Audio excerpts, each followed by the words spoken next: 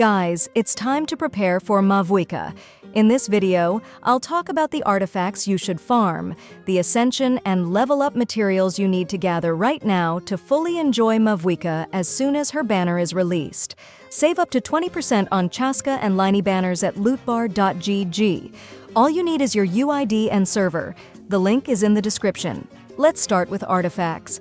There is no new map in 5.3, so you can farm Mavuika's artifacts right away. For team support, the Cinder City set is your go-to choice. It boosts Mavuika's utility, making her a great addition to any team. If you want her as an on-field DPS though, Obsidian Codex is the better pick. It amps up her damage significantly. Now, if you've already got someone else running Cinder City and want to use Mavuika as an off-field sub-DPS, you can consider the Golden Troop set. It's a solid alternative for maximizing her off-field damage.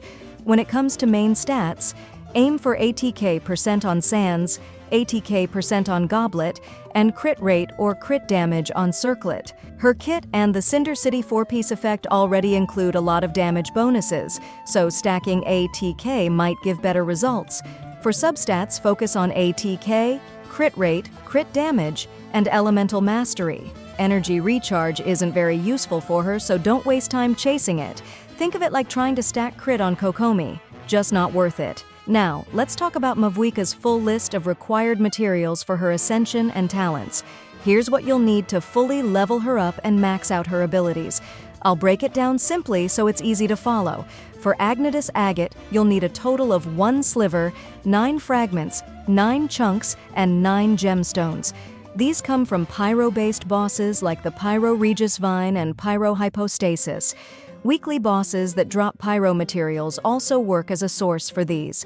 You'll also need 168 Withering Purpurbloom, her local specialty, which can be found in the Ochkanatlan region of Natlan. Next are the whistles, which are dropped by Sauroform tribal warriors. You'll need 36 Sentry's wooden whistles, 96 warriors' metal whistles, and 129 Saurian-Crowned warriors' golden whistles. These enemies are scattered across Natlan. The Adventurer's Handbook is your best tool to locate them efficiently. For boss drops, you'll need 46 Gold-Inscribed Secret Source cores. These come from the Secret Source Automaton boss, which is located underground in the Toyak Springs region of Natlan. For talent level-up materials, Mavuika requires Books of Contention, 9 teachings, 63 guides, and 114 philosophies. These can be farmed in the Blazing Ruins domain on Mondays, Thursdays, and Sundays. You'll also need 3 Crowns of Insight to max out her talents.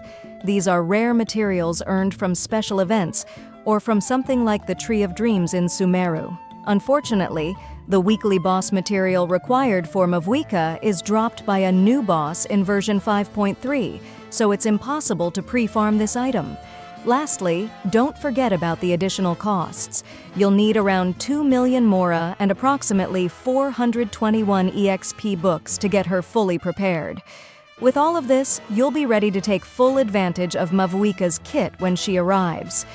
If you're feeling a bit overwhelmed by all the materials mentioned, don't worry. I've listed every single item, along with where to find them, in the video description for easy reference. So if you're unsure about farming routes or material sources, just check the description and you'll have everything you need to start preparing for Mavuika right away. It's all there to make your farming as smooth as possible. I hope this video was helpful. Good luck, Mavuika wanters. And if you want to save up to 20% on Genesis crystals, visit lootbar.gg. All you need is your UID and server. The link is in the description.